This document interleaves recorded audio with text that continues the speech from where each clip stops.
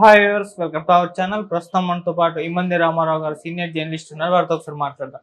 Sir నమస్కారం. Sir నమస్తే బాబు. Sir, YCP అధికారంలో ఉన్నప్పుడు విజయవాడలోని హెల్త్ యూనివర్సిటీ పేరు మార్చడం ఎంత వివాదాస్పదంగా మారిందో మనందరికీ తెలిసింది. ఎన్టీఆర్ హెల్త్ యూనివర్సిటీగా ఉన్న దాన్ని వైఎస్ఆర్ హెల్త్ యూనివర్సిటీగా మార్చేశారు. అయితే ఇవాళ టీడీపీ మళ్ళీ అధికారంలోకి రావడం చూస్తున్నాం. అయితే ఇప్పుడు వెంటనే ఆ యూనివర్సిటీ పేరును తిరిగి ఎన్టీఆర్ యూనివర్సిటీగా మార్చబోతున్నా వార్తలు అయితే వైరల్ అవుతున్నాయి సార్. వార్తలు నిజమెంతుంది, మార్చేస్తున్నారంటారా సార్? అంటే ఇక్కడ వారి బాధ్యత అండి, కనీసపు బాధ్యత. ఎందుకంటే ఎన్టీ రామారావు హెల్త్ యూనివర్సిటీ అని చెప్పేసి 27 సంవత్సరాల ముందు పెట్టినటువంటి పేరేం చేసిందండి? ఇప్పుడు మన ప్రతి భారతదేశంలో ప్రతి ఊర్లోనూ ప్రతి వీధిలోనూ గాంధీనగర్ ఉంటుంది. ఆ గాంధీ గారి పేరు మార్చేయడం ఎంత సబబో ఎన్టీఆర్ పేరు మార్చేయడం కూడా అంతే సబబు. ఇప్పుడు సర్దార్ వల్లభాయ్ పటేల్ రోడ్డు ఉంది, అది మార్చేస్తావా? లేదు, మేము మారిపోయామని కేసీఆర్ రోడ్ అని పెడతామా, రేవంత్ రెడ్డి రోడ్ అని పెడతామా? ఆ రోడ్డుకి అదే పేరు ఉంటుంది కదా. అందువల్ల ఇక్కడ పవన్ కళ్యాణ్ కేవలం ఒక విధమైనటువంటి అహంకారంతో చేసిన పని కానీ అది ఏమైనా ఆలోచించి చేసిన పని కాదు. అందరూ కూడా అలాగే అక్కడ వేమన యూనివర్సిటీ అని రాయలసీమలో పెద్ద పేరు ఉంది మాట. యోగి వేమన ఆయన పేరుతో యూనివర్సిటీ ఉంది. ఏం చేశాడు? ఎంతో కాలంగా కొనసాగుతున్న యూనివర్సిటీకి ఇప్పుడు వైఎస్ఆర్ యూనివర్సిటీ అని పేరు మార్చాడు. ఇట్లాంటి పిచ్చి పనులు కొన్ని చేశాడనమాట. అయితే ఆ పిచ్చి పనులు చేసినప్పుడు నాకు బాగా ఈ సంఘటన గుర్తు. లక్ష్మీ పార్వతి ఏదో ఆయన భార్యని అంటుంది కదా, ఆయన భార్యని అంటుంది కనుక అదేంటండి ఎన్టీఆర్ యూనివర్సిటీ పేరు మార్చేస్తారు? ఎంత ఆయన మోచేతి కింద నీరు తాగుతున్నప్పుడు కూడా అభ్యంతరం చెప్పాలి. అదేది కాకుండా ఎన్టీఆర్ యూనివర్సిటీ ఉండడం మంచిదే, కానీ ఎన్టీఆర్ జిల్లా ఇచ్చారు కదా, అందువల్ల ఎన్టీఆర్ యూనివర్సిటీ అది లేకపోయినా ఇది ఇచ్చారు కదా, అంతటితో సంతోషపడమని చెప్పింది మాట. ఇకపోతే ఈయన ఎవరు జూనియర్ ఎన్టీఆర్ ఏం చెప్పాడు? నా దృష్టిలో ఎన్టీఆర్ను ఎవరు రాజశేఖర రెడ్డి ఇద్దరు సరిసమానుడు. ఏం మాట్లాడతాం? ఆయన పేరున్నా ఒకటే, ఈయన పేరున్నా ఒకటే అన్నాడు. అప్పుడే నాకు చాలా కోపం వచ్చింది. అసలు నీకు బుద్ధి జ్ఞానం ఉందా? ఎన్టీ రామారావుకి రాజశేఖర రెడ్డికి పోలిస్తావా? ప్రపంచవ్యాప్తంగా ఎన్టీ రామారావుని దేవుళ్ళలా కొలుస్తారు. రాజశేఖర రెడ్డి ఈ డిస్ట్రిక్ట్ దాటితే ఎవరు తెలుస్తుంది? ఈ స్టేట్ దాటితే ఎవరు తెలుస్తుంది? మామూలు గెలుపుతా చుట్టూ జనం మూగుతారా? అదే ఎన్టీఆర్ వెళ్తే జల ప్రళయం. అందువలన తర్వాత ఎన్టీ రామారావు వేషాలు వేస్తాడు, తర్వాత గవర్నమెంట్ ఫామ్ చేశాడు, కొత్తగా ఉండి బ్రహ్మాండంగా పరిపాలన సాగించాడు. ఆయనతో పోలిస్తే అర్థం లేకపోతే అని నేను తారకను కూడా గట్టిగా తిట్టడం జరిగిందన్నమాట. ఇటువంటి వాటి మధ్య తర్వాత ఇంకెవరు కూడా మరి సభ్య సంబంధంలో ఎవరు ఉన్నారో లేరో తెలియదు. కానీ పాపం మరి జగన్ మాత్రం గల్లా పట్టుకొని అడిగే వాళ్ళు ఒకరు లాగిపోయారు అన్నమాట. అది ఇప్పుడు అలా కొనసాగుతుంది కనుక వీళ్ళు గెలిచిన వెంటనే గెలిచాడు కదా, వెంటనే అదొక యాక్షన్ తీసుకొని మళ్ళీ ఎన్టీఆర్ యూనివర్సిటీ అని పెట్టడం సర్వత్రా అది శ్రేయోదాయక మాట. అంటే ఇంత స్పీడ్ గా ఇవ్వాలే అధికారంలోకి రావడం చూస్తున్నాం, మరి ఇవ్వాలే దాన్ని మార్చేస్తున్నట్టుగా తెలుస్తుంది సార్. అవునండి, వాళ్ళ తాలూకు ప్రధానంగా తీర్చిదిద్దవలసినటువంటి బాధ్యతలు కొన్ని ఉన్నాయి. అందులో ఇదొకటి, అందులో రాజధాని ఒకటి.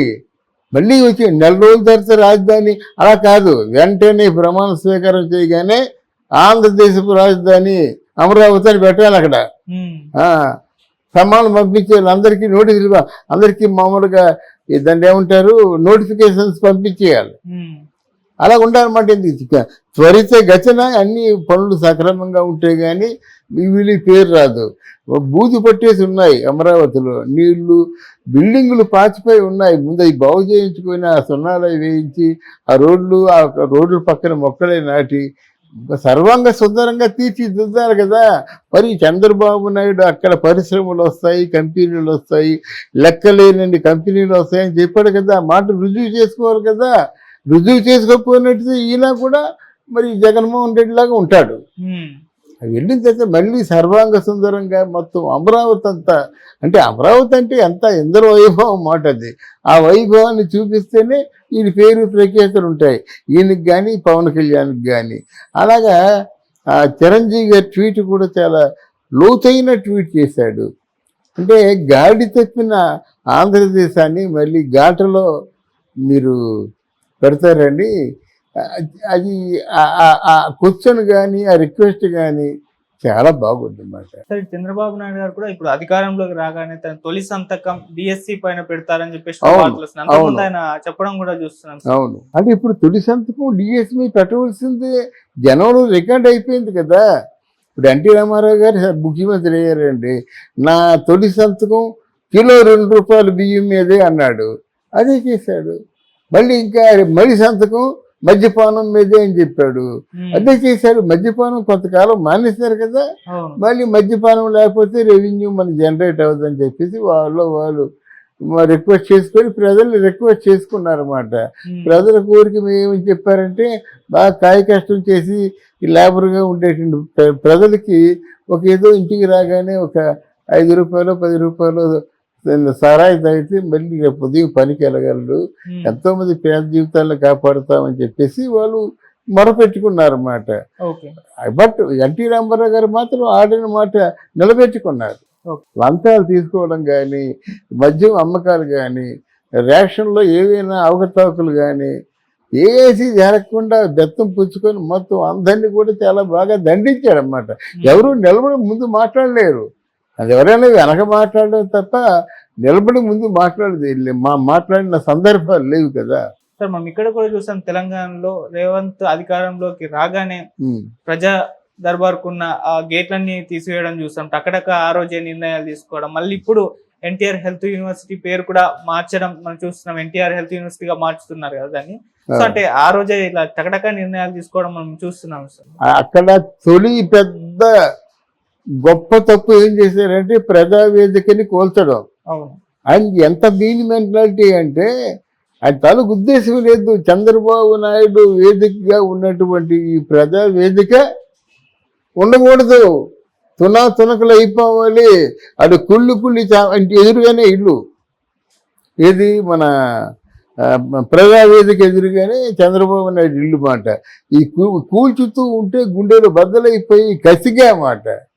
మరి ఏమైపోయింది, అసలు ముందు శ్రీకారం శుభప్రదంగా ఏదైనా పనులు చేయాలి.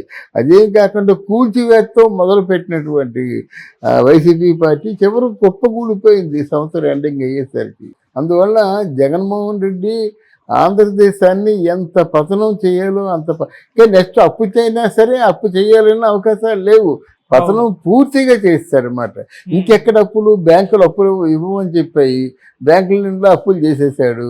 ఈయన తెలివితేటలంటే ఏంటంటే కేంద్ర ప్రభుత్వం దగ్గర నుంచి అప్పులు అన్నవి 2,50,000 కోట్లు ఎంతో చేశాడు. మరి బయట చేసిన అప్పుల మాట ఏమిటి? నేను బ్యాంకులోంచి ₹1,00,000 తీసుకున్నానండి, బయట ఏమో 15 లక్షల అప్పులు చేసేసాను, ఈ చెప్పడం లేదు, ఆ 1 లక్ష చెప్తున్నాను. అంటే ఎంత కన్నింగ్ అండి ఆయన, మొత్తం అప్పు చెప్పరు కదా. మీరు సారాయి తాకట్టు పెట్టి అప్పులు తెచ్చారో, స్థలాలు తాకట్టు పెట్టి అప్పులు తెచ్చారో, మీ భూములే తాకట్టు పెట్టి అప్పులు చేశారో మాకెందుకు? ఆంధ్రప్రదేశ్ తలకాయ మీద ఎంత అప్పు ఉంది అది కావాలి కదా.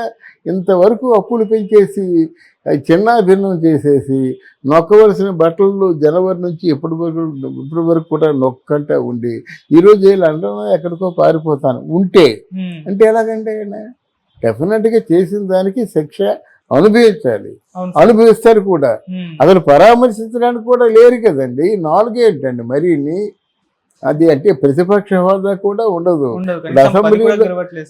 అసెంబ్లీలో కూడా రెండో ప్రతిపక్ష హోదా పవన్ కళ్యాణ్కే ఉంటుంది. అంటే రెండో పెద్ద పార్టీలో రెండవ ప్రధాన పార్టీ ఎవరిదంటే పవన్ కళ్యాణ్ది. ప్రతిపక్ష హోదా కూడా పవన్ కళ్యాణ్గా ఉంటుంది. అయితే బిల్లులు ఏవైనా పాస్ అవ్వాలంటే ఏకగ్రీవంగా పాస్ అయ్యే అవకాశం ఉంటుంది, చర్చ జరగదు కదా. ఓ బిల్లు ఉంది, వాళ్ళు కూటమే కదా, ఓ బిల్లు అంటే బిల్లులో వీళ్ళు డిస్కస్ చేసుకొని బిల్లు పెడతారు, మొత్తం టోటల్ అందరూ ఆమోదం యోగ్యమే. లింక్ వాళ్ళు ఇస్తే ఎవరు ఆమోదిస్తారు? ఈ నలుగురిలో ముగ్గురు వచ్చేస్తారు, మన పవన్ కళ్యాణ్లోకి లేకపోతే మన తెలుగుదేశం వైపు. చూడండి రేపు ఎంతమంది కలుస్తారు, క్యూ కడతారు అన్నమాట. Thank you so much. Thank you.